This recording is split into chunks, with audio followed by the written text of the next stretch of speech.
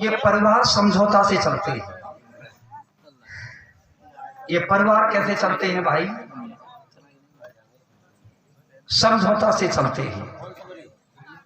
एक व्यक्ति अपनी पत्नी को बुला करके ला रहा था और पत्नी ने मौका पाकर के अपने पति को कुएं में धकेल दिया और पति पत्नी का विवाद जो है ये होना चाहिए भी।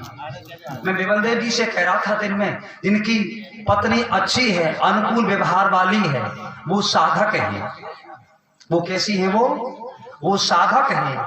और जो प्रतिकूल परिस्थिति उत्पन्न करने वाली है, विपरीत स्वभाव वाली है, वो भी साधक है। वो भी कैसी है? क्योंकि परिवार से मोह जल्दी टूट जाएगा, इसलिए वो साधक है।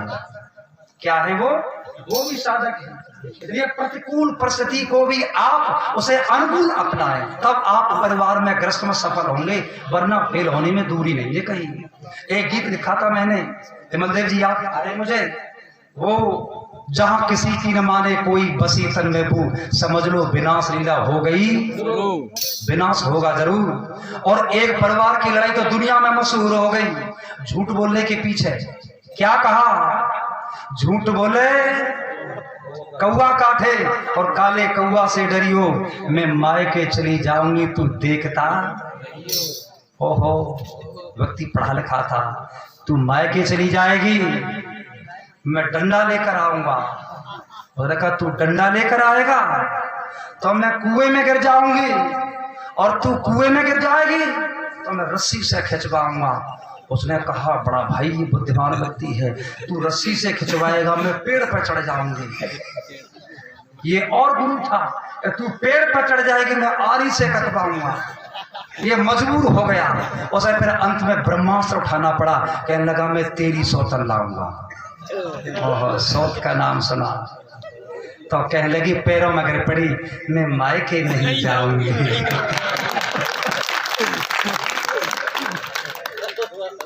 मैं मायके। पति ने मौका पाकर के धक्का दे दिया, बेचारा कुएं में गिर गया। और जैसे तैसे कुछ लोग पशु चला रहे थे, बाहर निकाला, और निकाल करके जब बाहर को चला ये व्यक्ति, पत्नी को पकड़ लिया। बोले चिंता मत कर, तेरी करवा चौथ मनवाऊंगा। नहीं, आराम से चल तू मेरे घर को आए। बड़े प्रेम से प्रसंग बढ़ जाता है। मैं लौट रहा हूं बहुत सूक्ष्म में।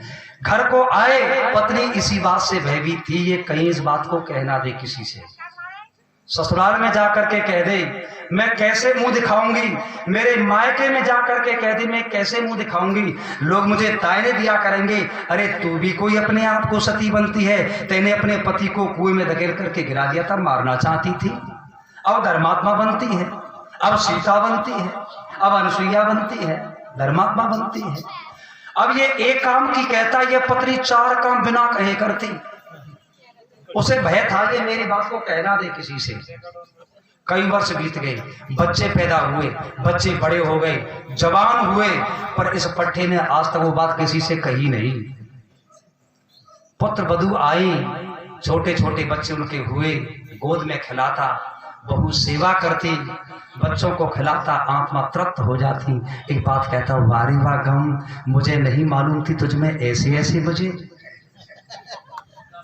वाहरी वाह गम, तुझ में ऐसे ऐसे मजे, मैं नहीं जानता था।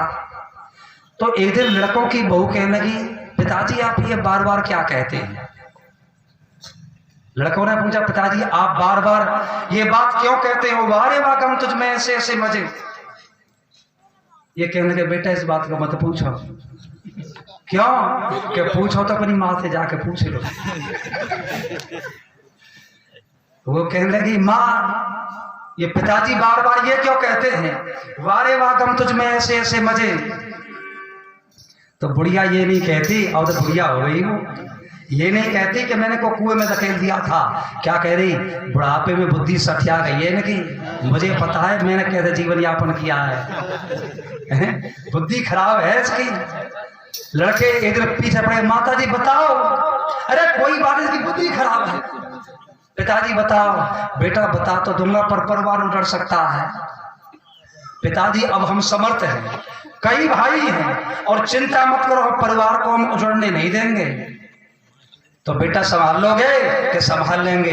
कि बेटा जब हमारा नया विवाह हुआ था आपकी माँ ने मुझे धक्का देकर के कुएं में गिरा दिया था और उस घटना को जैसे तैसे मेरे प्राण बचे, मैं जीवित रहा, लौट करके दोबारा मुलाकात हुई। आज तक वो राज मैंने किसी को खोला नहीं।